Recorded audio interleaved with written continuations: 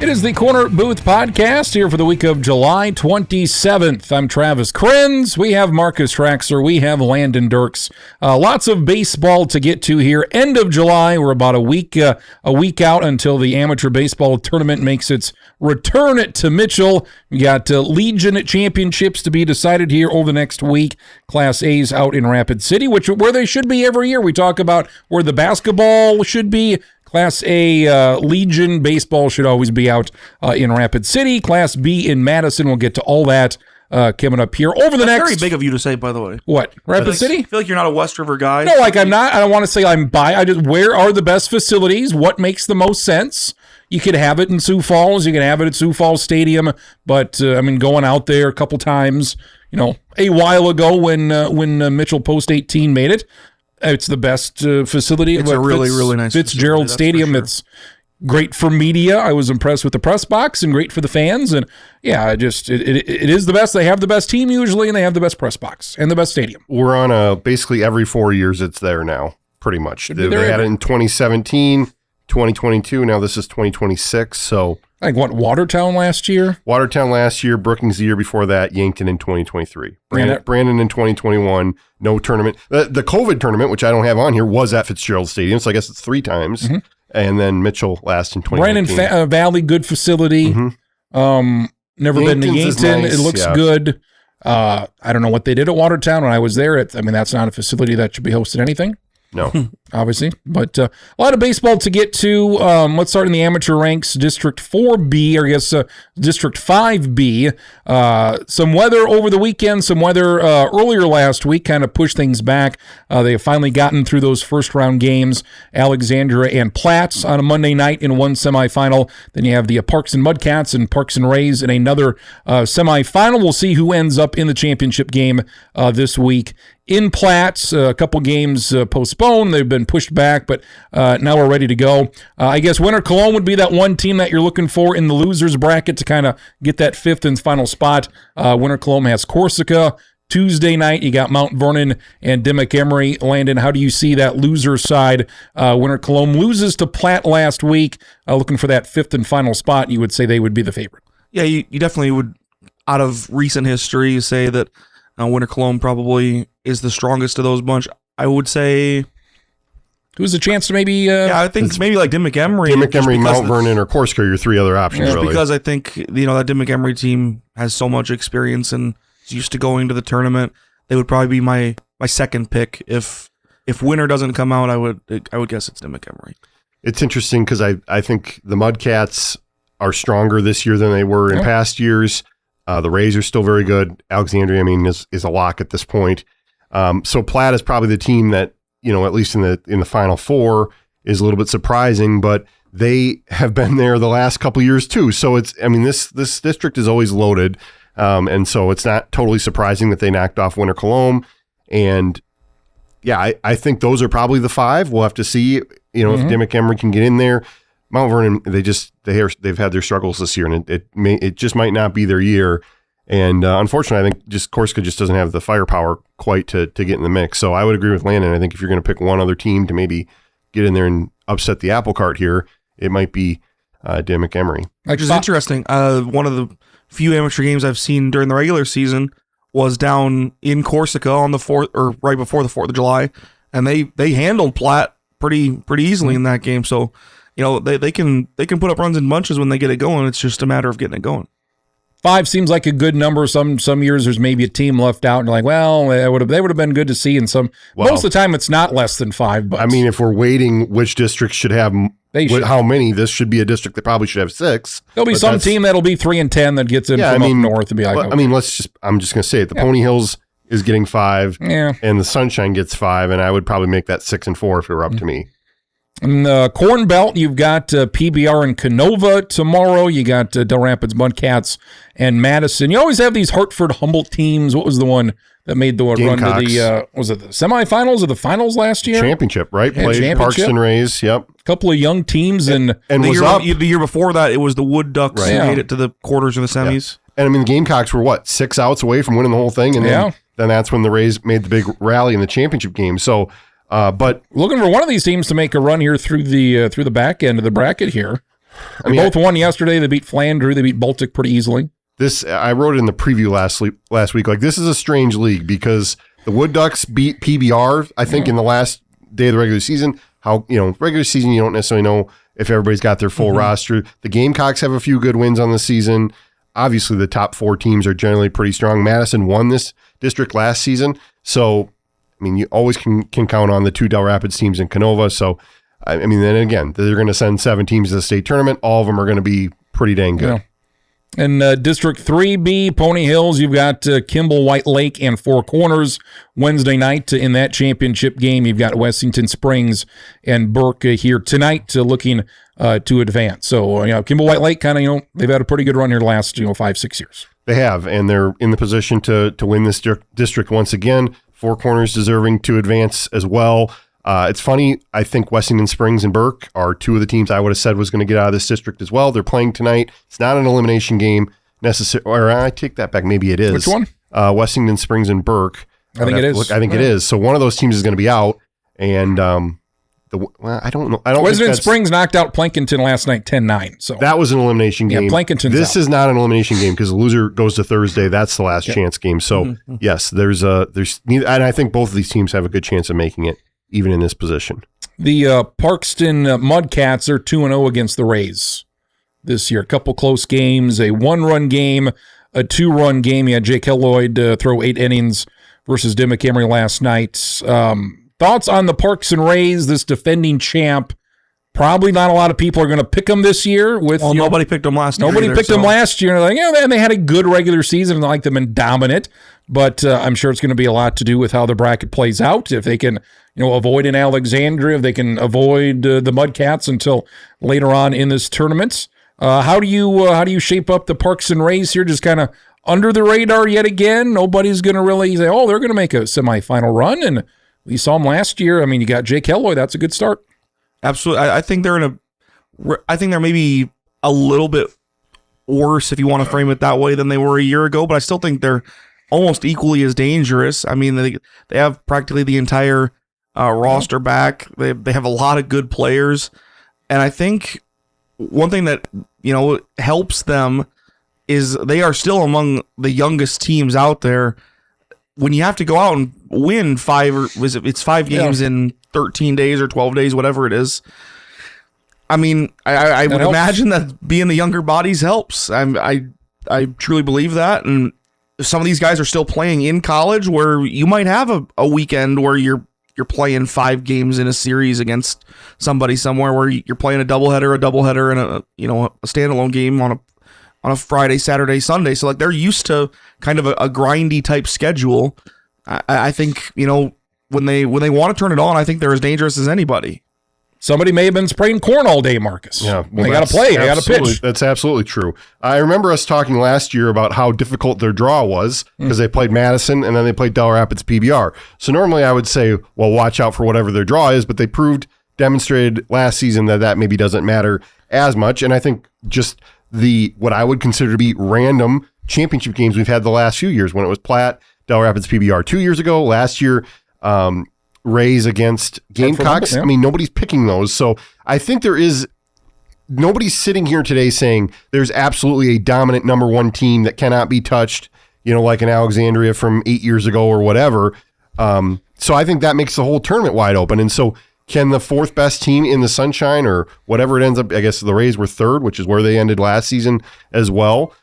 Certainly they could make a run. And I think, when we're having this conversation a week from today, when we have the bracket and we're actually looking at what the matchups are, certainly we'll be able to project or guess or, throw crap at the wall. But at this point, I mean, I think certainly a team like the Parkston Rays or the Platte Killer Tomatoes or Winter Coloma, if they're in the bracket, is going to have a chance to make a run. And the same could be said for the Corn Belt. Those are the 2 strongest leagues. Yeah. Those are the leagues where I believe teams 3, 4, and 5 could maybe, make a little bit of a run. I like that the Legion bracket, there are 3 hours between games. They have figured that out. That's probably what it's going to be, and they're going to be on schedule while you have these Obviously, nothing that's ever going to change with the amateur. It's, it's a 5:30, 7:30. It doesn't matter. I mean, it's an 8:30. Because there has been the amateur game that ends in 1:45 and you're only 5 minutes late even when then they it's start like, the game. Yeah, so that's stupid. I know they can't make you, they just can't make you happy. No, it's I know like that. people, some He have would be figured happy it if out. they just said to follow, 30 minutes after. Which is what he says anyway, so I don't really know why he's complaining. But other people, you're going to hear other people, it's a 7:30. No, it's going to be close to like 9 o'clock. So other people are going to be there. All right, 7 o'clock. We're ready. It's in the fifth inning. Yeah, I got 2 hours to wait. So for our folks that get there, an hour before the game, or well prepared. You want to get into that again? Take care of He's a man of the people, of the Cadwell press box there. So air conditioning, we appreciate that. Palace City wrapped up their season. They're all done. The 13s, the 14s, the juniors, the seniors. Legion, the senior team, 13-4, 6-5, a pair of losses to Post 320 out in Rapid City. And again, it was kind of the bullpen. Just they couldn't close it out.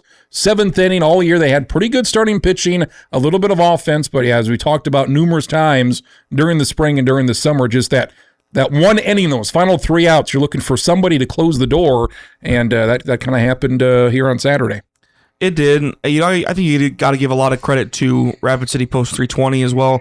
When I was putting together the preview for that series last week, I didn't quite maybe know or give them enough credit for how good of a hitting team they were, and that really showed up, especially in Game 1. I mean, they have dangerous bats up and down that lineup, makes them probably pretty hard to pitch to from the other side. So, I mean, the better team, you have to just tip your hat. Better team won. The better team throughout the course of the season won. And I mean, Post 18 was close, but no cigar on a lot of occasions this summer, unfortunately. Yeah, I said on Thursday, kind of the story of their season, unfortunately for them, in Game 2, where they had the 5-2 lead, pretty good pitching performance, relatively so good defense, for them in that game, and it just slipped away at the end.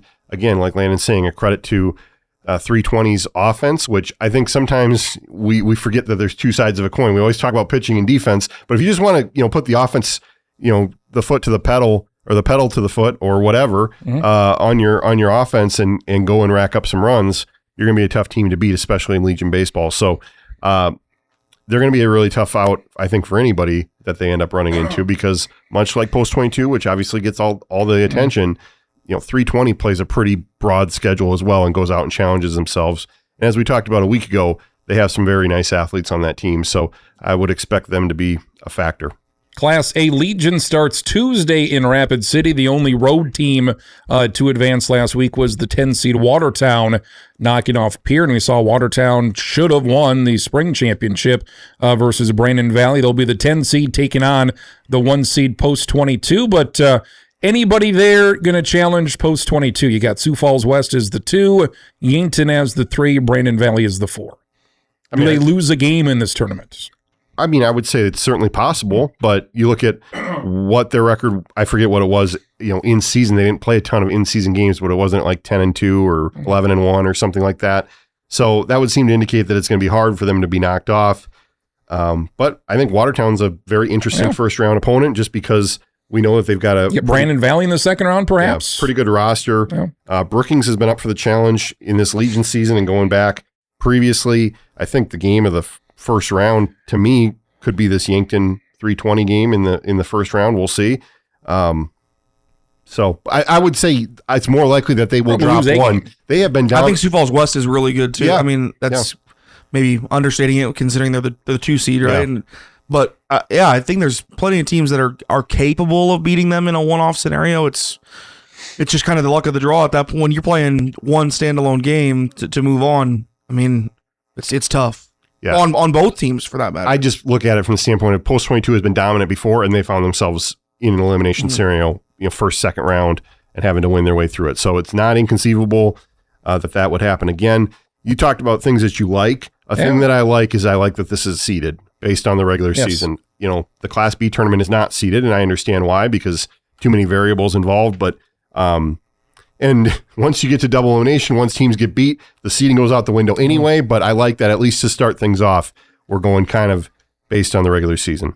Parkston takes on Belfouche at 12:30. That's the Class B Legion tournament. That'll be Friday in Madison. So it looks like, decent first-round matchup here for Parkston to maybe make a run into that semifinal winners brackets. Well, imagine this: the Parkston baseball team is in a state tournament once How about again.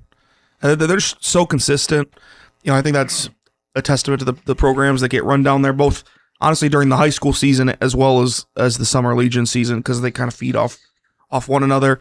They were really impressive. I got to go down to Menno and watch their first round matchup against Scotland Menno Freeman Canastota last week, and that was another good team they were playing. I think they had both won 17 or 19 games up to that point, and they just absolutely controlled what are they, the 79ers? Yeah. It was 8-0 or 9-0. They got a really good pitching performance from Cash Negebauer, and they kind of just do what they do where, man, when they get runners on the base paths, it just creates this, I don't know, it's an extra pressure that I don't know that most teams are ready for, because they are so fast up and down the lineup. You have to be ready for literally basically 1 through 9 to steal on you if they're only at first base. And I don't know if that just really gets in teams' heads or what, but all of a sudden, one error, it might turn into 2 or 3 runs, and all of a sudden they have a cushion, and they're pretty good with playing with a lead. We've talked previously, going back to last season, of just how well the entire Parkston baseball apparatus is, and how they've got very deep programs all the way up and through. And, I think that's why they're in this scenario that they're in. I think they have 21 wins for the season now, or somewhere around that number. I don't think anybody else in this tournament has that many wins. And so, one, you got to play that many games. I'm stunned at how much variation there is between the 8 teams of who's played a lot and who has not played a lot. And I know that there's no minimum or anything when it comes to Class B, but I think you're just in such a better scenario when you've played more games and you have a lot of experience. You mentioned the 79ers. I was wondering, LeBron picked the 76ers. I thought maybe he'd pick the 79ers. That would have been a good thing to do. But you look at this bracket in Class B. I mean, Dakota Valley Madison was a semifinal, right? Or it was a semifinal because Clark played in the championship in the high school season. Now they're going to play each other in the first round, and it was a 1-0 game. And so I think that's a very interesting first round contest. And then that top part of the bracket, Volga, Del Rapids, Groton, and Garrettson. Volga's new to this relatively, and so is Garrettson. Del Rapids, I think, has been just kind of, I don't know what they're up to. They haven't played as many games. You look at their game changer, they only played 15, 16 games, but we know what kind of pedigree they have. So I'm really curious to see how that all shakes out. And Belfouche, I'll give them credit, of the teams that are way out west, they're the ones that seem to take it the most seriously in Class B. And so good for them that they made the state tournament, and we'll see what kind of well, they had to come all the way back this way, play in Chamberlain for 3 days, right? And they played Chamberlain, Winter Cologne, Redfield, and one other team, Martin. And it ended up being Martin and Belfouche that played in the region championship game. So it's funny that they had to come all the way here, but good for them to be able to do that. Now they're going to come further east and go play in Madison starting on Friday. Breaking news. What's that?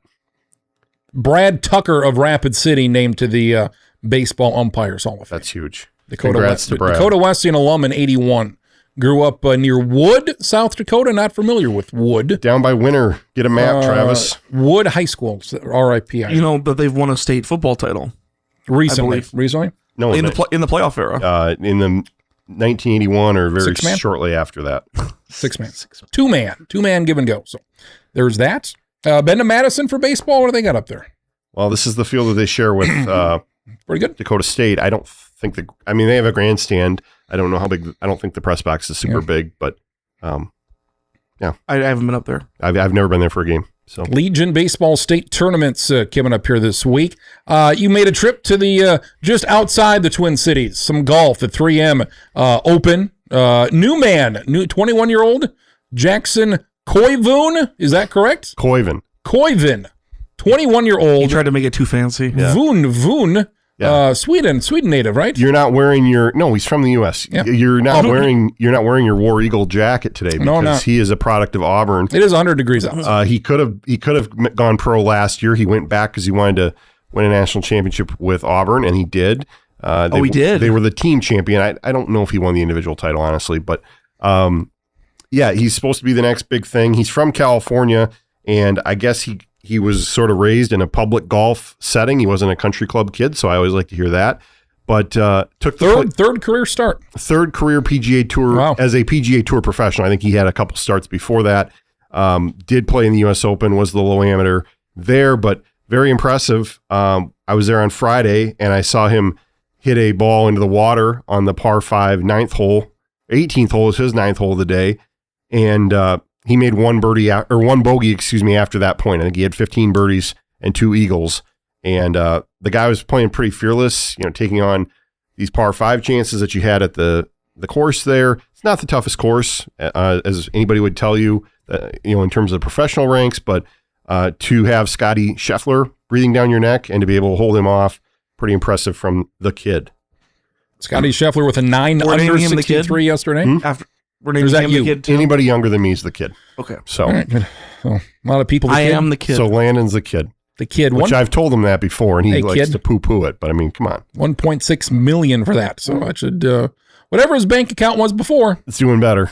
There it is. What, 4th rookie to win on the tour this season? Yeah, I think he's one of the only, in the last couple of years, there's only been a few guys that are 22 or younger that have won, and he's now in that group. So, that's pretty impressive to sort of come out and make your name. It gave the event after the British Open, usually a pretty sleepy event. It gave this kind of a shot in the arm. Ryan Fox won the Open a couple weeks ago, 10 days ago, 8 days ago. New Zealander. Yes. First time winner. Looks like a regular guy, which that's cool. Ryan Fox, what else could you be? Scotty Scheffler, again, pretty close to doing something. He was in the mix. It's been a while since he's won a major after a pretty good, 18-month stretch. And now that we're past that Tiger Woods era, and you look back, and it was impressive at the time, and you kind of look at the top golfers of the past decade and how much trouble they have had just trying to win, and what Tiger did. Yeah. Rory McIlroy went, 11 years between majors? Yes. Then he finally won the Masters? Twice. That eluded him, and he finally gets it. And Jordan Spieth has just fallen off the earth. Yes. And, Scotty Scheffler, and a couple of these guys in the top 10, only like Chris Gotterup's like 7th. Yeah. It's like, okay. And then a friend of ours and I had a discussion last week of this same thing. Like, look at the top 10 golfers now, and then look at the top 10 like in 2001. And we compared them, and he said, Tiger Woods, but all the golfers, there's so much talent here now. I'm like, I would take the top 10 from 2001 compared to the top 10 now. Why would you do that? Because you look at them and like, I would take these guys. Because you know what their careers are. Exactly. You have 25 years of perspective. Yeah, on but their even careers. if you go back, 10 years or 15 years, like you would take the top two were Tiger Woods and Phil Mickelson. Like there hasn't been anybody to touch those two. Right. The top 2 now would be Scheffler and McIlroy. Right. And they still got years to go, but it's like, Rory McIlroy is about 40. I don't think he's not 40. He's definitely younger than that. I would say he's in his mid-30s. I would say he's close. Look it up. You look it up. Well, it's not like he's going to win another 5. What does he have? 5 majors? Yeah, and it took him obviously, as we pointed out, it took him 11 years to He's 37. Get to that next one. Okay, 37. But Rory McIlroy and Scotty Scheffler are generational players. It's very clear when you watch them that they're able to do things that most of the other guys in the field can't do. And the same could be said for Tiger and Phil. And Phil had a pretty long drought in his career, never won the U.S. Open. It was obviously the thing that got in his way. And so long wait before he won the Masters. So, I don't think there's any question that this generation of players is a lot more talented, and there's a lot broader spectrum of guys that can really compete at a high level every week. Think of the guys that have played extremely well lately and haven't won. Your Cameron Youngs and your Tommy Fleetwood, Victor Hovland that hasn't won a major yet.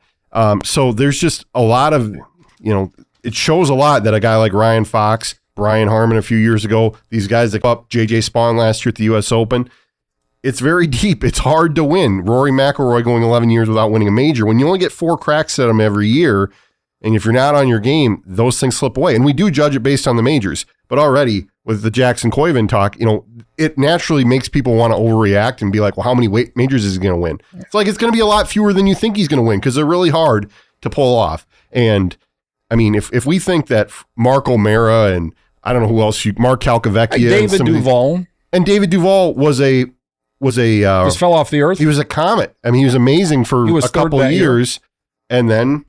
I think our friend made the comparison. Well, Tiger Woods won all of these, but was there that much competition? Because, he won these tournaments by 10, 12, 15 shots. Right. And then you look at Rory McIlroy, it's like, oh yeah, he won this one on a playoff. He won this by 1. He won this by 2. He won his first U.S. Open by 11. He choked this one away. It's like, yeah, like it's a bit of a gap between being dominant and we're not really comparing all these other guys to Tiger, are we? We know. No, but we know Tiger's different. It's the rest of the competition.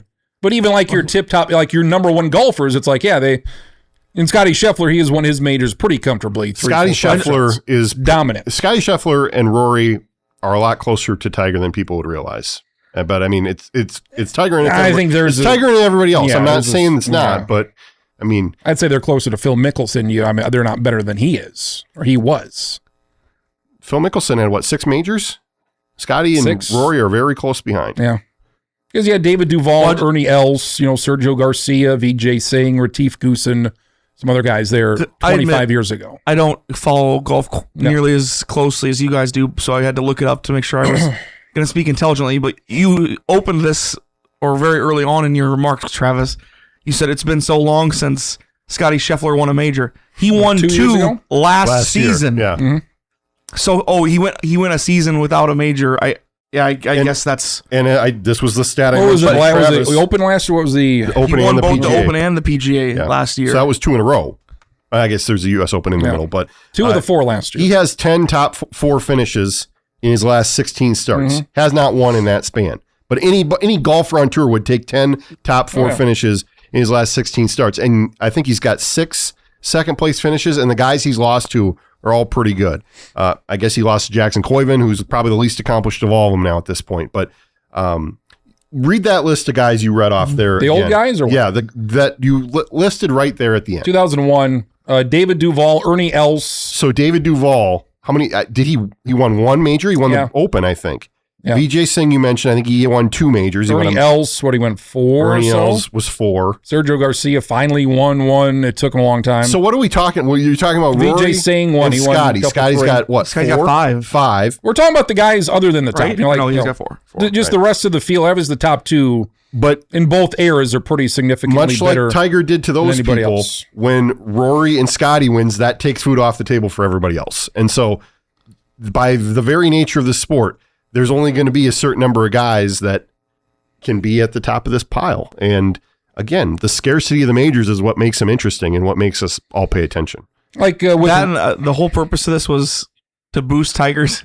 We know Tiger's the best golfer of all time. But some would say Jack Nicklaus. Okay, he's one of the 2 best golfers. Like you would, yeah. We've talked about this before.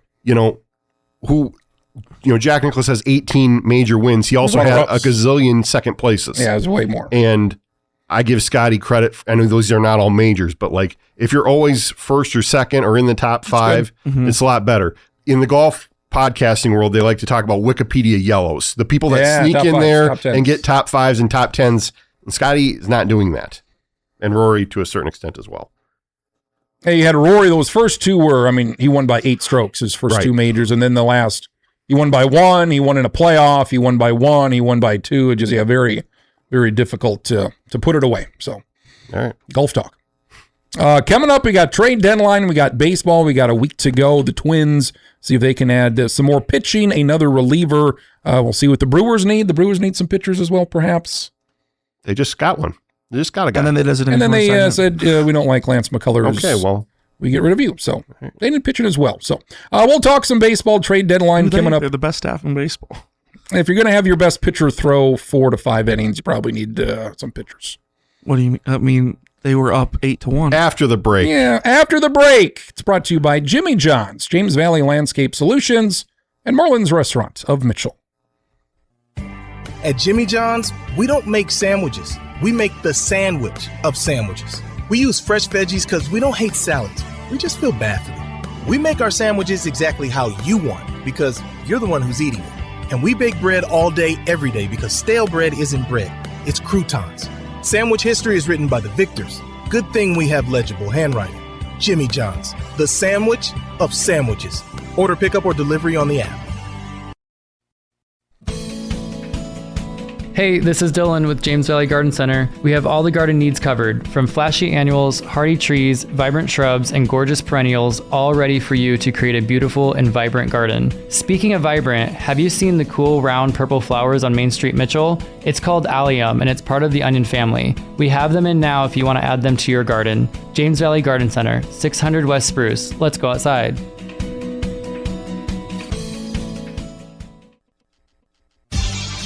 Feeling hungry but not sure what for? The buffet at Marlin's is the perfect choice. So many mouth-watering options, everyone will find something they crave, and no one leaves hungry. Marlin's offers a breakfast buffet on Saturdays and Sundays, 7 to 2, a lunch buffet Monday through Fridays from 11 to 2, then a dinner buffet Friday and Saturday from 5 to 9. And don't forget, kids eat free on Tuesdays and Thursdays. That's Marlin Family Restaurant in Mitchell.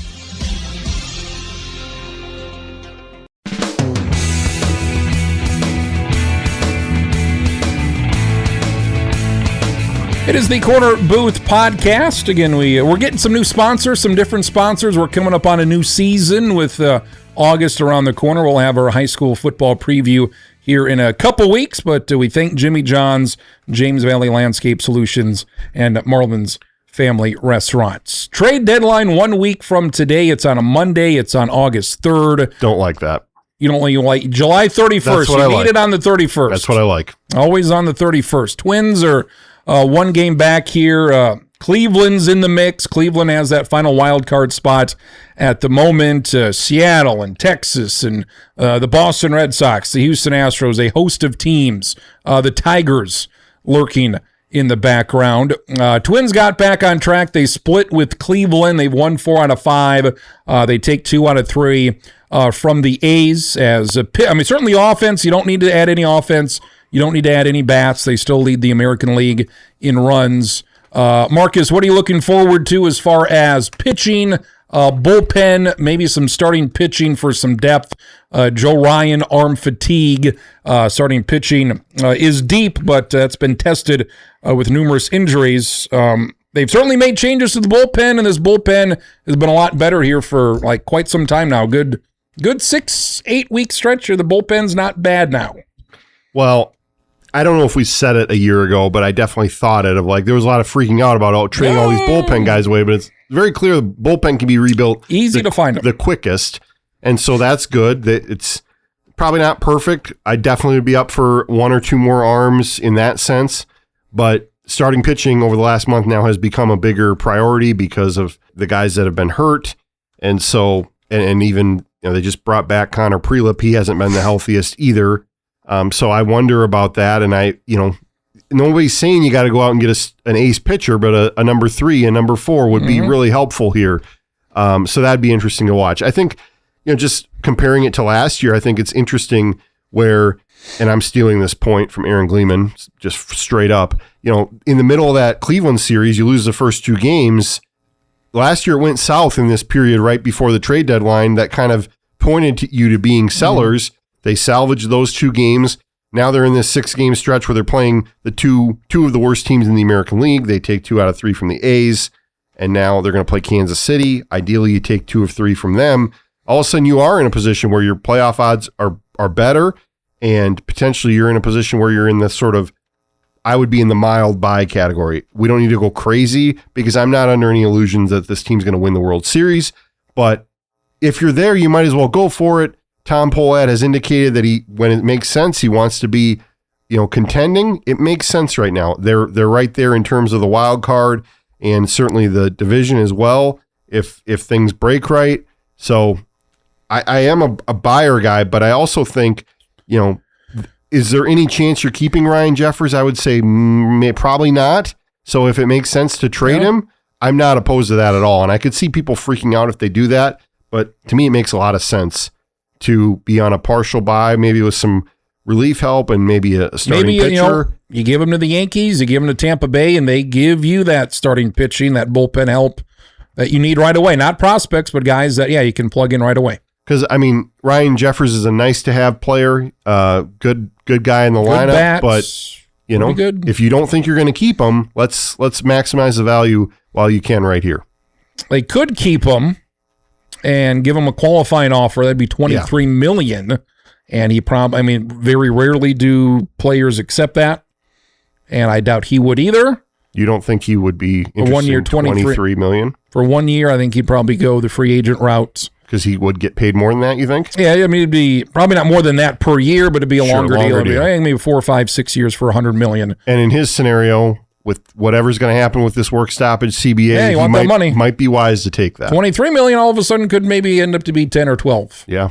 You cut that salary in half. So you could keep him, and you would get some sort of a draft pick, compensatory pick. So, yeah, if they keep him, that would really signal, hey, we're actually going to go for it.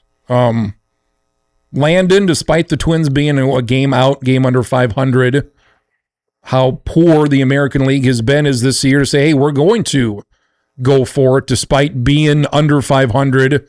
You've got Tampa, you've got the Yankees who have had their struggles, and then anybody else, I mean, take your pick. Is this a year, if you're Houston, if you're a team on the brink here, it's like, you know what? We just got to get in, and we're not afraid of the Yankees. We're not afraid of Tampa Bay. We're not afraid of the White Sox. We're not afraid of Texas. Team like Detroit, will they trade Skubal or not? So this seems like even though there's a lot of mediocre teams, there might be a mediocre team to make the World Series. I mean, maybe, but I don't know. Do I see any of these teams finding the consistency to win 4 playoff series in a row? Yeah, like somebody's got to. It would be interesting. Like, who do you think is going to win? No, the but American League of right these now? teams that aren't. I understand not being afraid. I understand not being afraid of the Yankees or the Rays, but odds are, I mean, man, are you really gonna Chicago? I'm gonna say get lucky 3 or 4 times in a row? Like, not likely. I don't know. Pose this both. I give you Tampa Bay and the Yankees of the field. American League. Who do you take? You gonna take those 2 teams? You gonna take the other 4? Well, I can't answer that until I see the bracket and right now, July 27th. Well, obviously, they're clearly the top 2 teams. I mean, if you were to go otherwise, right now it'd be the Rangers, White Sox, Red Sox. The Twins are 3.5 back of a bye, and guards. They're 3.5 back of a bye. Yeah. Like if Boston continues just to play this well, Boston might be like for the 2 months. I mean, they're going to get it back in that division race. Yeah. I mean, are they going to stay hot for 3 months? So I would be tempted to take the 4. I would take the field based on just how random. So that means it's like there's going to be a team here that's probably not the Yankees, probably not Tampa Bay. That's going to win this thing. Is it Boston? Do they stay hot? Is it the White Sox? They've been pretty consistent. Does Detroit? What team gets hot like Boston got hot? So American League up for grabs. Thoughts on Jack Anderson? You got to see him. Random guy got the save the other day. Yeah. Who is Jack Anderson? Then he got sent down the other day with 12th guy to get a save, and that bullpen was lights out. I mean, Cleveland, not hard to hold them without much offense, but the Twins winning in Cleveland, not getting walked off. They've been walked off a gazillion times the last 3 years in Cleveland, so they were able to make their way through the Manfred innings and manage to get a couple runs in the. I mean, all those opportunities. What were they? The Manfred, who? Oh yeah, the Frederick Manfred. To get through the extra innings. The 0 for 17 runners in scoring position, and when each inning you start with a guy in scoring position, you can't get him in. That's impressive. So to the point about the bullpen, good job by them. Jack Anderson, never heard of him, may never hear from him again, but he got a save. Add him to the pile of guys who've gotten a save for the Twins this year. Easily the most impressive thing I think the team has done this year, maybe outside of Byron Buxton. What do you make of all these guys playing these different positions? We've never seen this before. I like it, but I'm not as hot and bothered about it as you are. No, it's a good thing. Yeah. Like all these guys you have position flexibility so that if you need to bring a guy off a bench, you can kind of plug him in anywhere. You're not, we need an outfielder and we need an outfielder to replace him. Yeah. It's like they've got, 8 guys that could play the outfield. I don't love it in terms of like the outfield. I mean, but I guess their defense, how much range stuff, how much has that impacted? I haven't looked at the numbers. But clearly there was a messaging issue before, most notably with Royce Lewis about all the things that he wasn't willing to do or that there were the issues with. And now he's at first base. They've moved him around. He was at second the last couple. It's like they never played second before. And I didn't see any quotes about him crying about it. Now, maybe he's smart enough to not say that to the media, but I like to see that. I like to see that there's a little bit more, it seems to be a little bit more of a team buy-in there where everybody's on the same page. And it's like, you're not the only one moving around, dude. Yeah. And look, if it was going better at third base or whatever, or shortstop in the past, then you'd stay there. But I think for the good of the roster, this is what they need to do. And next year is probably your first baseman going into the year. Yeah. So, Twins looking good. They got all these prospects. The latest top 100 list released, I think, from Fangraphs. They got 6 in the top 100. They got 3 in the top 35. So, all those guys should be up next year. Milwaukee keeps rolling. Landon, Mizorowski, 7 straight strikeouts to start the game. He had a dozen over 5 innings, threw 100 miles per hour, 66 of his 83 pitches. How do you get him to the end of the season? Because they're limiting him to 4 or 5 innings. Giving him an extra day here and there. How do you get him to the playoffs? Because I think they realize that that's what they're managing right now, and it seems like you have a problem with it. I mean, he's still averaging over 90 pitches per start, so it's not like he's not going out and doing work. I don't see what the big deal is if, again, yesterday I don't remember exactly. Maybe it was only 4-1 when they pulled him, but they were in shortly thereafter it was 8-1, 11-1 against a really bad Rockies team. Why leave him in there when he's already had a dominant day? I don't see the need for that, and especially, again, he's a young arm. This is his first full year in the bigs. Yeah, you want him to be available in the postseason because it's clear he's an absolute weapon if he's on the mound. I mean, it's his first full year in the game, and he's been, as we sit here on July 27th, he's the best pitcher in baseball. Mm-hmm. When the playoffs come around, do you expect him, are they still going to do this? 5 innings, 85 pitches. Well, it's a situational thing. It's it's going to be a low scoring playoff game, 2-1, 1-0. Are they going to say, you know what? 85 pitches, we're getting you out of there. What is the point of saving him if in the most important games you're like, you know what? Let it fly. 110, we're going to let you go 7-8 innings. If you're dominant and you're striking out 10, 15 guys, what is the point of saving him now to once you get to the Dodgers and the Cubs and the Phillies and the Braves? Me? What is the point? Because if you're not managing... Are they going to let him go more than 5 innings in the playoffs? If you're not... I think we're viewing this in 2 very different ways, and that's the only way I can reconcile. They're saving him now to make sure that he's not overexerted and doesn't have an injury in the back half so that he's available in the postseason. It's not like they don't trust him to throw more than 90 pitches. They want to keep him healthy. Yes. That's what. Would it make more sense to shut him down for a month? Say, hey, you know what? Playoffs, we feel pretty confident we're going to be there. Maybe if he wasn't that could save you 30 innings, 25 innings. I see what you mean, we'll but pick it up. I would say no, considering it's clear he's in a rhythm right now. I mean, he's absolutely rolling, and I don't think you want to, as long as that's still going on, I think there's something to it, and you don't want to interrupt kind of his routine and his flow. Now, if here now in August he has some shaky starts, do you shut him down for 2 weeks and let him? Yeah, maybe, but the dude has a 1.5 ERA, and he struck out 12 of the 16 guys he faced yesterday. What are we talking about? Shutting him down, right? I don't.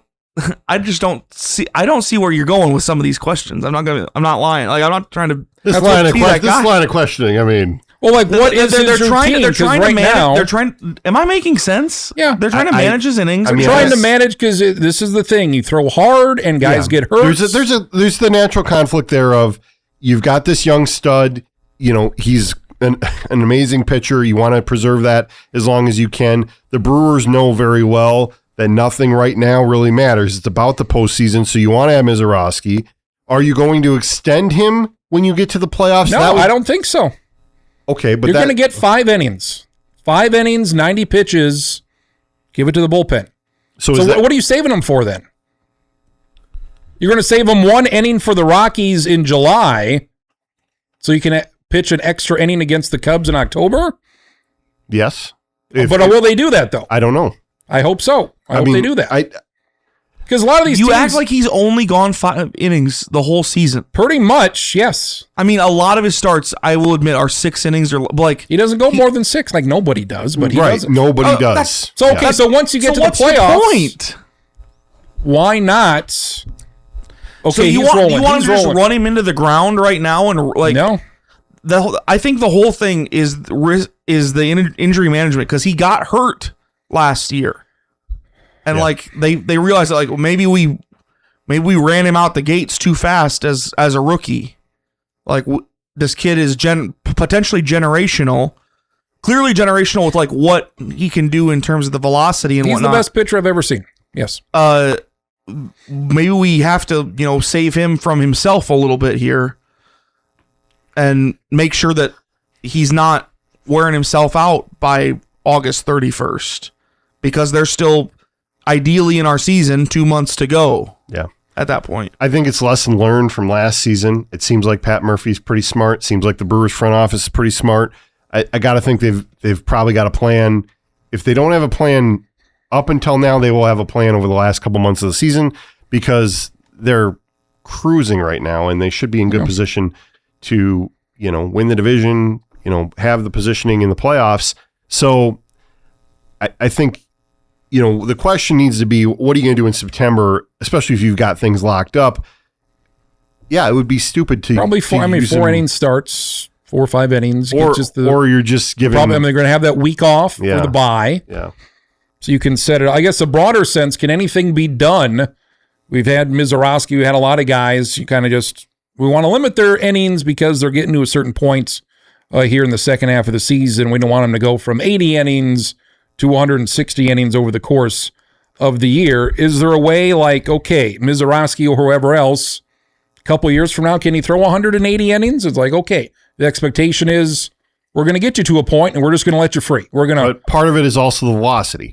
Like when you're throwing as hard as he's throwing, I don't know about amping it up all the time. And nobody really has necessarily mastered that if we're talking about how there's been these widespread injuries. So, that's as much of part of the question to me. And you're not going to send Mizorowski in there and say, well, throw 10% as hard as you take 10% off. He's not going to do that. That's what makes him great. Mm-hmm.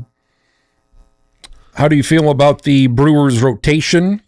I'd feel a little bit better if Woody didn't get hurt and he was still going to be available the rest of the way. So that's obviously a hole.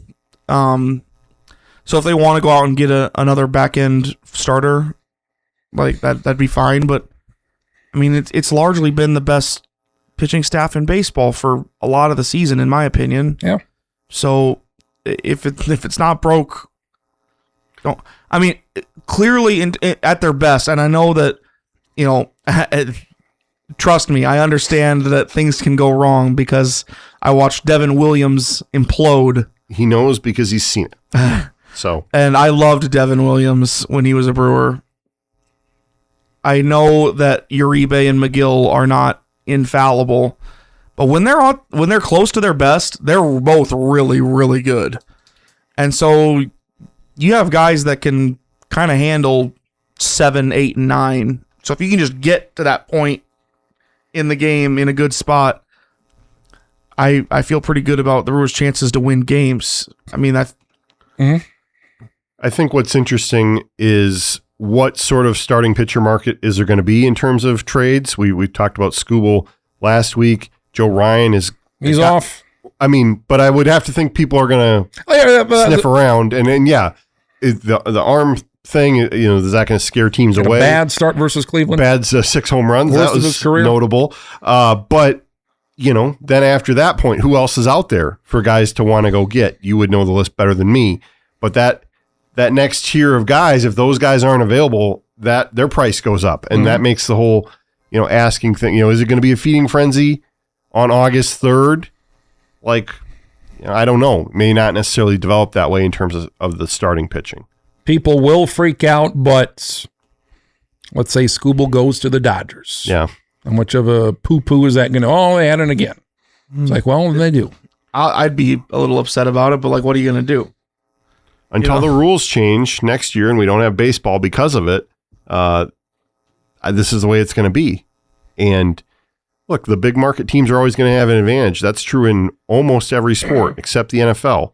And, it's just going to be that way. And I think, I guess I heard that the Cubs are maybe sniffing around on Scooble as well. I don't know. I'm sure there's other teams that are going to be, I heard all the Brewers, but it's like, again, I don't know. Like Tampa Bay, they say Tampa Bay is going to be aggressive. It's like, if you're Tampa Bay, why not? Yeah. You've had the best record in the American League for pretty much the entire season. Like, why not do something here? Like, this is your season to get back to our World Series and win it. Why not? Yeah, we got the domes done. Like, let's go make it happen. The return to the dome. Yeah. Speaking of like the lockout and the potential of a lockout and this idea that like fans wouldn't come back or it'd be tough to get fans back. And, the last major strike of, 94, 95. Like, what is that idea of, like, if you're a baseball fan and they miss a month or they miss 2 and then they come back, like, who's going to say, oh, I don't want to watch it because of what? Because the players are trying to get their piece of the pie. The owners want their piece of the pie. And, like, if you're a baseball fan, you're like, oh, I don't want to watch it anymore because of what? But I think there's a track record of between the NHL, the NBA, and MLB, these sports that have all had work stoppages in the last 30 years, I guess it's been. And I don't remember I was too little of a kid to remember the 94 thing, but there's always been sort of a lag period. They have to win people back. What are they mad about? Well, I think if you're baseball and your whole thing is we play for 6 months a year, we have all these games. It's part of the fabric of our community. It's part of who we are as a country, apparently. And then that just goes away because rich players and even richer owners can't get on the same page. Joe Q Public is going to be a little miffed about that when they just want to go and watch a team play and pay $20 for a seat and have a hot dog and a beer and enjoy the game. Like, it's not hard for me to understand where Joe Q Public is coming from in that scenario. And they, in all those scenarios, they have to win people back. And so there will be a period of that, especially if we're talking about them missing half the season or even a full season. They miss a full season, people rightfully will be upset. What are we going to talk about in a year from now if there's no baseball, Travis? People don't talk about baseball anyways. We're talking about it right now. We don't have you don't have anything else to talk about, apparently. No, we're not talking football. Yeah. But, they don't talk about baseball anyway. So I guess from a national standpoint, they're going to talk about it every day. They talk about it now when they would talk about it more when there's no games going on. There's 15 games a day. Yeah. And you got to talk about LeBron going somewhere for the last month. So, we'll see what happens trade deadline. Do you understand what I'm saying, though? Because you're asking this question. A lot of the public, a lot of the time, they're kind of favoring the owner's position. When I feel like most of the time, like it should be like 90% should be on the player side. Players, yeah. When you look at a lot of like the Packers, what was it? The Packers last week? Did you see this? They're like, oh, we're losing money, and the Packers are financially strapped. It's like, dude, you're getting like $800 million. Like, what the hell are you doing? Your payroll's like $150. Where's this money going that the Packers are financially strapped? It's like, no, and the Twins, billions of dollars. Like, where is this money going? So it's like, no, I'm not. Are you surprised that more people take the owner's side of like, oh, you're the players, you're making millions of dollars, just accept what you're getting instead of saying, hey, you know what? If I had a job and my salary was capped at a certain rate, I probably wouldn't like that either. And that's what they're trying to get done. Yeah. I'm not surprised that people tend to take the side of it's more ownership 50-50 or than the team because as has been talked about, as Jerry Seinfeld has famously said, you're rooting for the laundry. You're rooting for the team and the cap and the jersey and all that sort of thing and the experience. And who those players are to Joe Q Public doesn't necessarily matter as much. And so when they hear that, and think about the most, who are the highest paid players in baseball? Soto, Judge. People don't like Soto. Kyle Tucker. Yankee fans like Judge, but I would say he's a pretty likable guy, Judge is, but Kyle Tucker does what is his Q rating even? Yeah. He's not even in the top 400 probably of baseball players. some of the other people, Bichette, some of the other people we've mentioned, like they're baseball players. It's not resonating with people. And I think when people hear that Shohei Ohtani is going to get $700 million, he doesn't even have to dip into it. It's all going to be deferred money. We all laugh at that, but I think the regular person's like, well, clearly this is out of hand, you know. I had a discussion, Landon, with somebody last week, and I said, Ohtani doesn't have to play another game. He'd be the greatest baseball player ever. And there's like, whoa. I'm like, well, let's just look at what he did. And he may not pitch for the rest of the season. He's got a bulky knee. We'll see how that affects things going for the Dodgers. Let's have the Mizrowski discussion. They may need Skubal. They might need Skubal. So, I thought it was pretty obvious, like Ohtani. And every year he's healthy, he'll win MVP. And even this year, I guess it opens the door for like a Pete Crow Armstrong to unfortunately, your guy, pink-haired, purple-haired PCA, to maybe win an MVP. But it's like, how do you not argue he's the best of all time? And do you have any strong stance? Because this other guy, I don't know if he was just arguing just to argue, but it's like, no, it's like 50 home runs, 150 innings of... So you're asking for my opinion on who's the best baseball player of all time? Be like Ohtani would be like, oh yeah, we really don't have anything to talk about. I mean, like in terms of talent, I don't even know that's like really arguable. Just as he's an absolute alien. He doesn't play defense. I don't care. It doesn't matter to me. We could put him at first base. Yes. We just want to do that. He doesn't miss a game. He had injury a couple years ago, still played 155 games. Let's do, should Pete Rose be in the Hall of Fame too? That's another sports radio. Just in the middle of July, nothing going on. Get that going. LeBron, Philadelphia. Yeah. When it started, it felt like Golden State was the favorite. They're making all these moves, and Draymond opts out, and you free up some money, and they're going to trade from Anthony Davis. So now Draymond's got to do something here. Yeah, that's what I was going to say. What the hell's Draymond going to do? What do you got to figure out? Are you going to pay me what you're going to pay me, even though I'm not anywhere close to that type of player, and we're not close to a championship? So it was Golden State for a week. And then I don't know if it ever I think I don't feel like it wanted it to be. People were like, "Oh, Golden State, they're making these moves." But then it became Cleveland and Miami. Okay, Cleveland, go home. Miami, go back there. Reconcile your mess there. And then all of a sudden, it's Philadelphia. And it's like, okay, yeah, I guess that's the best team, and that gives you the best chance at a championship. And I guess that's always what LeBron has been about, going to the team that can win a title. So I guess it's Philadelphia. I think pretty much everybody was pretty stunned that it was Philadelphia. Yeah, because I just didn't see him. Miami, or was it choosing?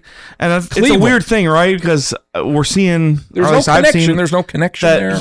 He's not even going to live in Philly. He's going to live in New York. Which is amazing. So it's almost like he doesn't even want to be there. Live in St. Cloud. What's wrong with St. Cloud?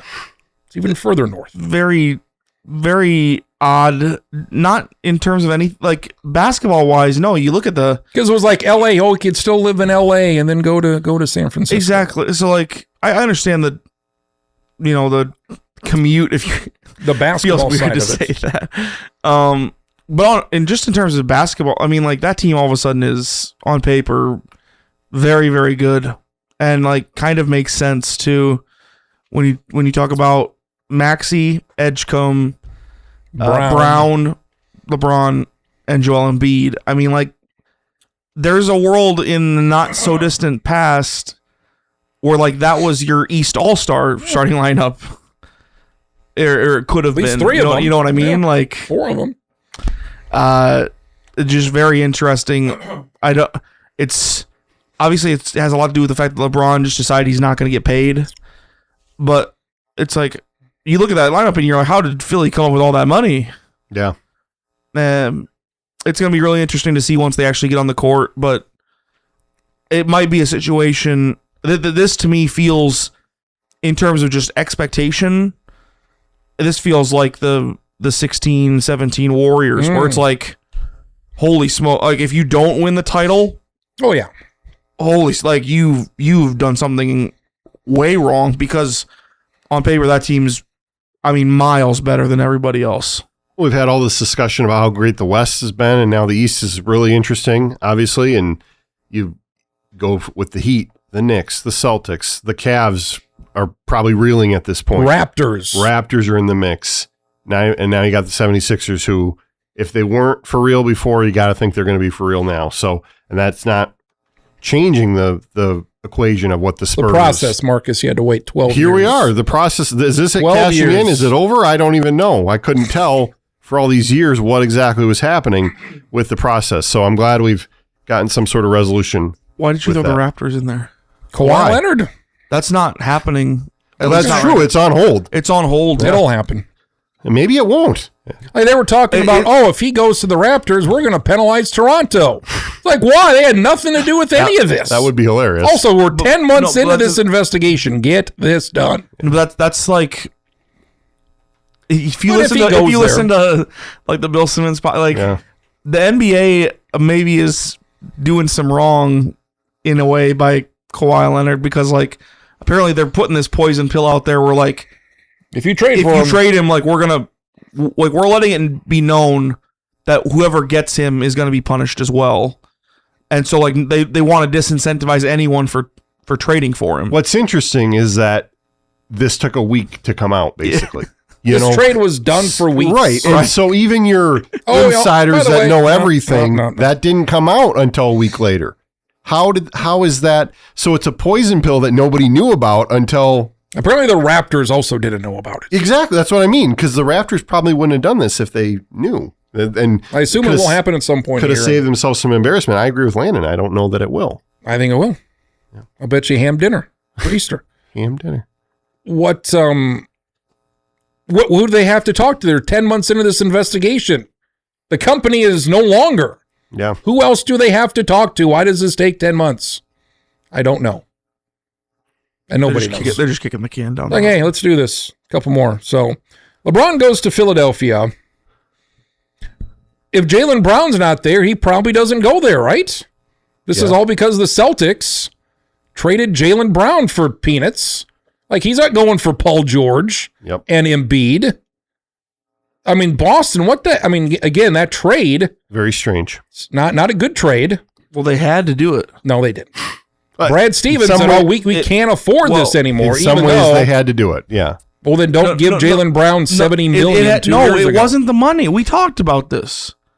When They pissed off Jaylen Brown. He wasn't going to come back and play. So it's like you either just kind of sit there on your hands and let him. You got to get better than they Paul decided George. they decided it was easier to trade him than fix the relationship. Right? Apparently, from Well, then Brad Stevens talks about the money. Like, we need more because cap what are you going to say? flexibility. Oh, well, we have this irreparable. No, the GM's not going to come out or whatever. Brad Stevens. We hated each other's guts. That's what he said. Well, don't I say that. freaking then. hate that guy. So if they That's don't not do gonna that, happen. like he's not going. He maybe goes to Cleveland or Miami. Then Yeah. Boston messed this whole thing up.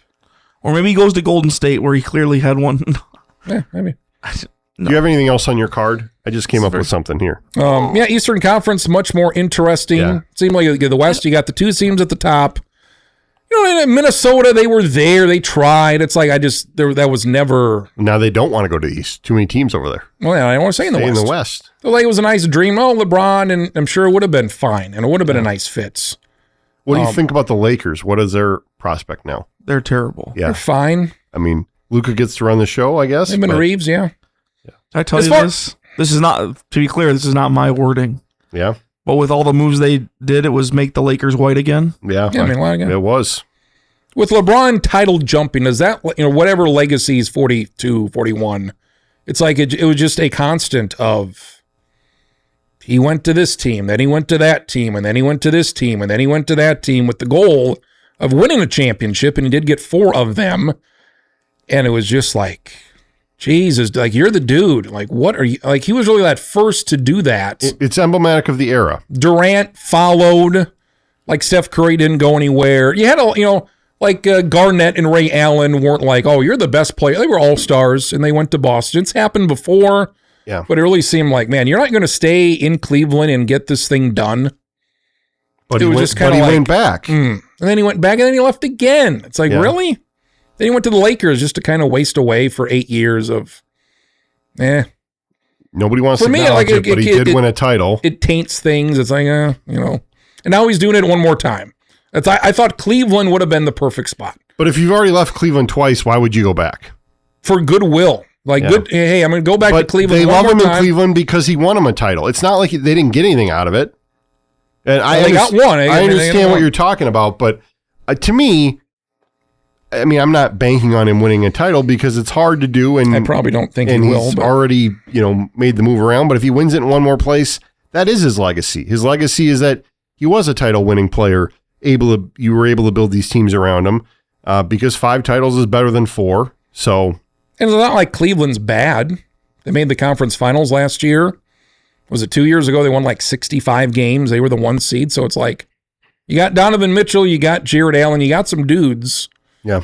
But obviously Philadelphia's got a lot more dudes. What is a good over-under for those 5 guys?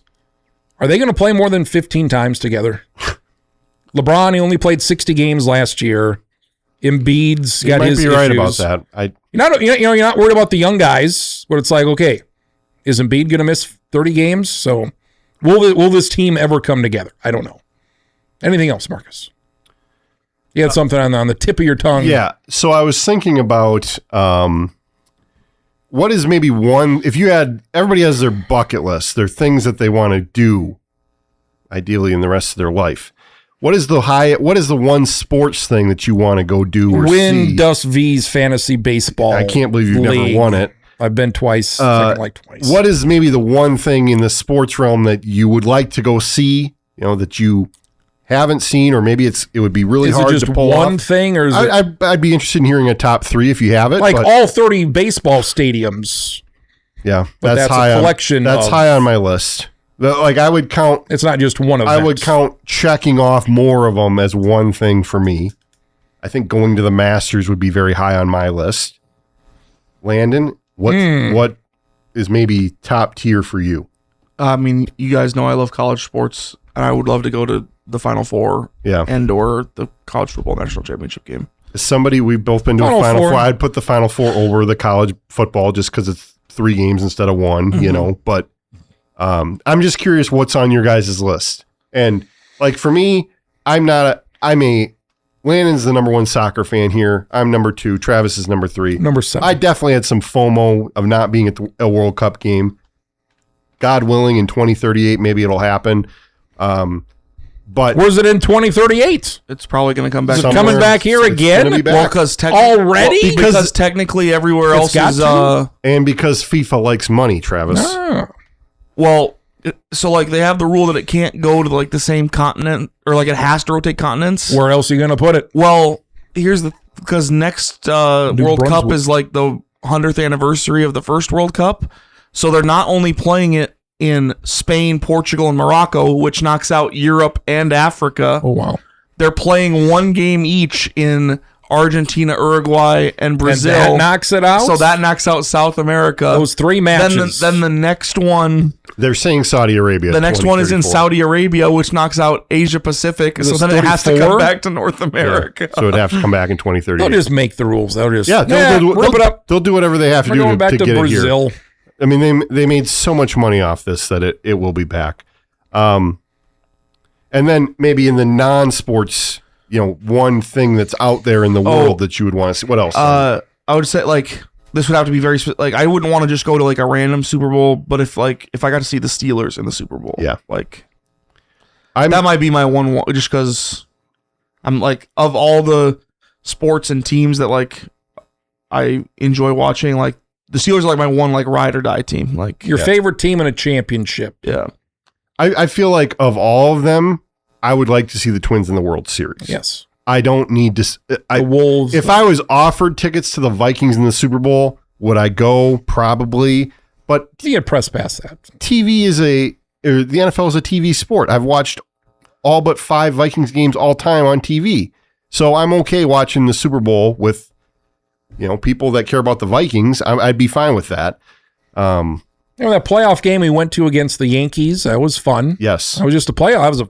It was game 3 of the down ALDS. 2-0 against the Yankees. It was sold out. And that was a dipshit in front of us standing up for 2. Get out of here. Yeah. Then finally, his girlfriend, I think, dumped him. Now we know why we're getting new sponsors. Done. Yeah, well. The other ones are if you made it into an hour 10. So I just felt like something that wasn't national sports. Not baseball. You got it with the baseball. Sorry, I interrupted. Something with it.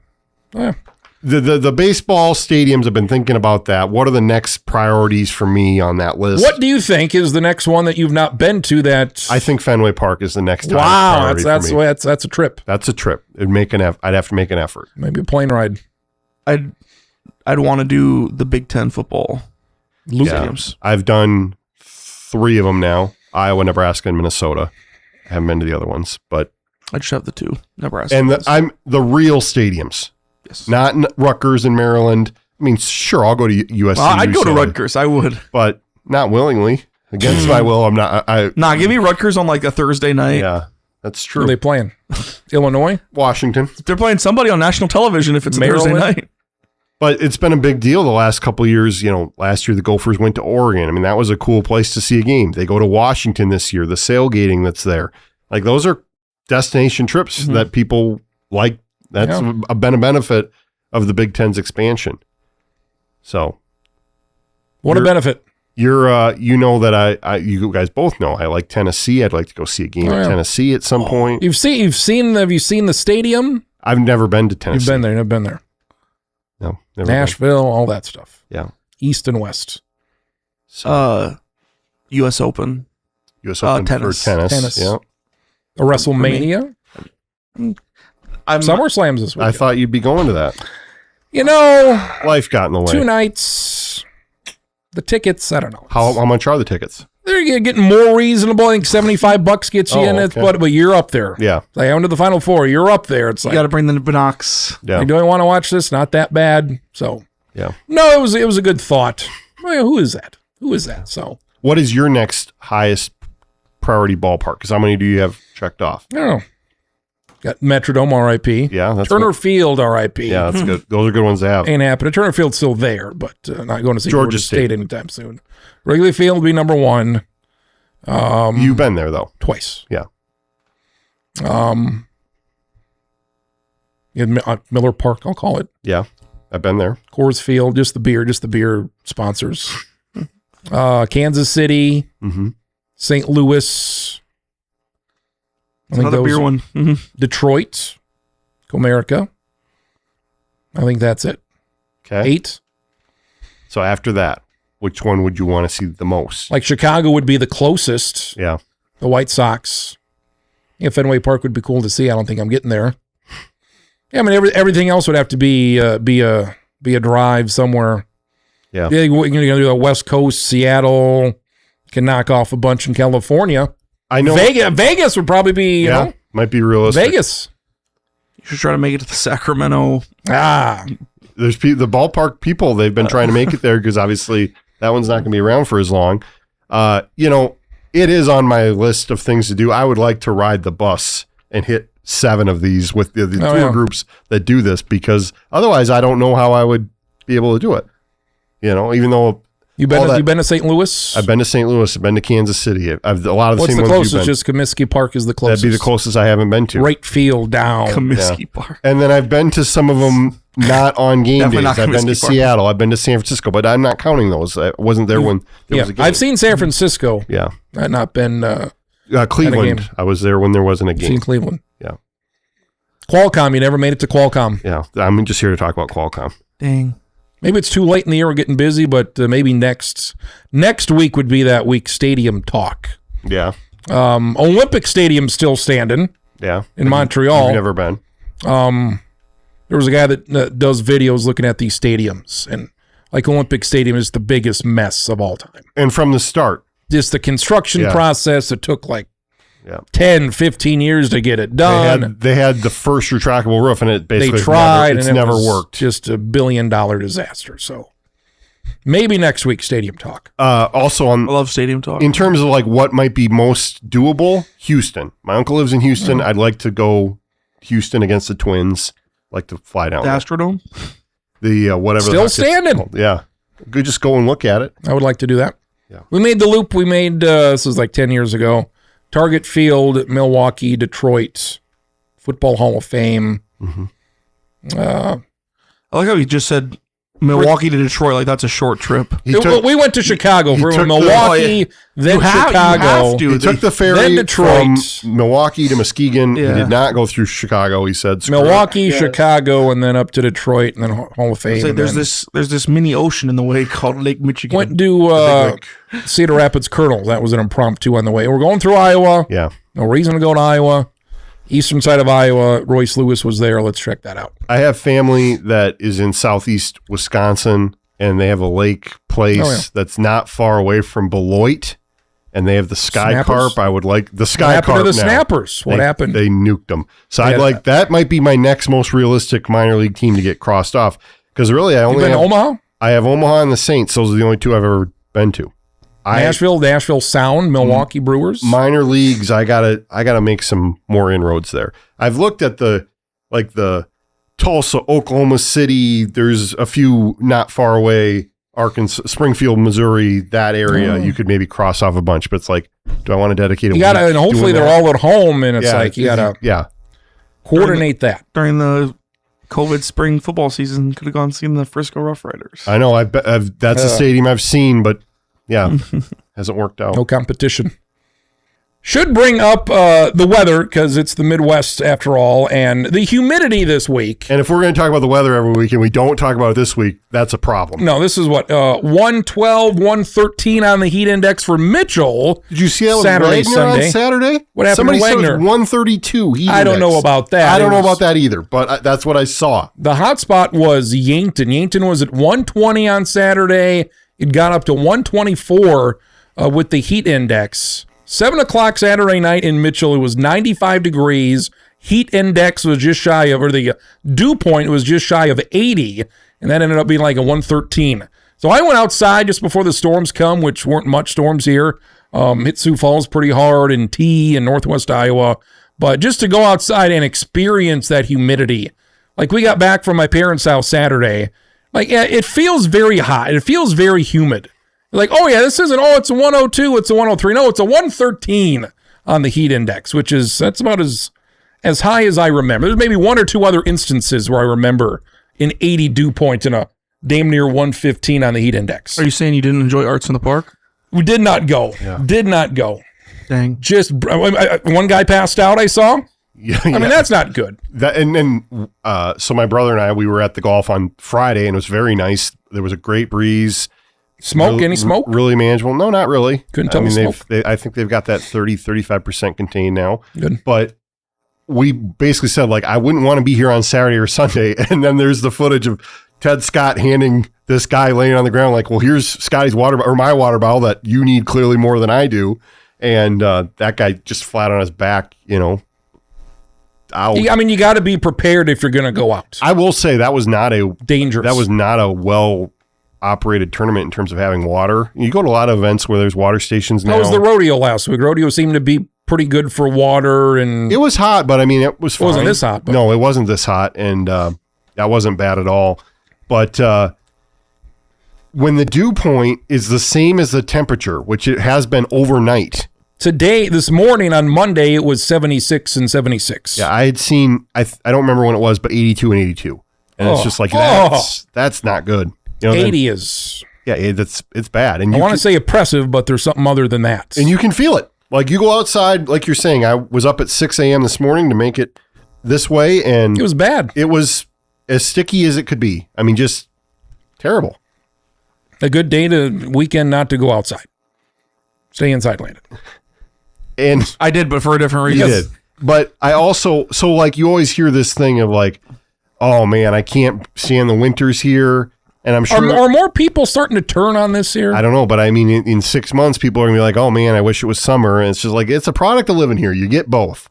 And man. Only one good point I heard last week. At least in the summer, you can go outside. Yeah. The winter, even if you're taking out the garbage to the curb, you got to put on a jacket. Yeah. So for 30 seconds, you got to do that. But like, people usually don't die in the cold. There's not football players dying of heat stroke. We'll hear of a couple of football players, usually high school players or a college player, die of heat stroke over the next month during practice. Like, you're not going to hear that during the winter season. Well, we know how to manage those things so much better, but it's still dangerous. If you're going to be out practicing or playing in those conditions. Driving might be more dangerous in the winter if you're stuck. Yeah. If you're stuck in the summer, if your car overheats, that's dangerous Still as not well. good. Yeah. But, hopefully there's traffic on the road. And in the winter, there's going to be no traffic out there. So if you're stuck, you might be stuck for good. But it's as humid as I think anybody's ever felt. 124 heat index in Yankton. The dew point was like 84, 85. You had a little bit of smoke with that. We've been fortunate here in Mitchell not to get much of the smoke like we've had the last couple summers. We've had week-long stretches of that smoke farther north in Canada. But this year, just the placement of the wildfires, it's been more East Coast, Minnesota, Wisconsin, Great Lakes area. So it could be worse. We could get inundated with the smoke. That hasn't been too much of a factor. I saw that Grand Marais, Minnesota had a dew point of like 52 the other day. Nice. Literally the only corner of the state that was not sweltering, I don't think. Like, do the rich people, if they go down south, do they not go there for like the summer months? Would you not go there? It's so remote. That's part of it.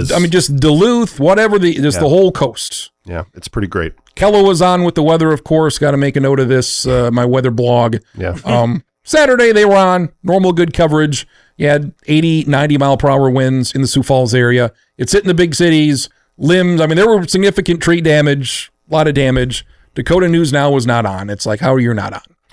And when you have 3 stations. It's hitting Sioux Falls. Yeah. This isn't hitting Redfield. This is hitting Sioux Falls. You had Dodgers Mets on Saturday night. You had the WNBA All-Star game. So as significant of events as there is, I guess, during the summer, but still, you got to break in and you got to, I don't understand where the decision comes in to where it's like, we're just going to keep with programming and Sioux Falls is going to get 2 inches of rain very quickly and 80, 90 mile per hour winds. I just don't understand. Clearly they know what they're doing or they think they know what they're doing. I just get annoyed when you claim you have all these stations and you don't put, like if it's important to you and you're advertising and all the stations do this, their weather coverage, then when it's supposed to matter, you gotta deliver. And, I'm glad I don't work in TV, I guess. Next week, we'll be back. We'll break down the bracket. All 31 games, the 32-team bracket, which will be expertly put together. It'll be drawn. It'll be drawn from a hat Sunday drawn afternoon. And quartered. We'll talk about it. We'll preview the state amateur tournament back in Mitchell. That'll be next week. For Landon, for Marcus, for Travis, this has been the Corner Booth Podcast.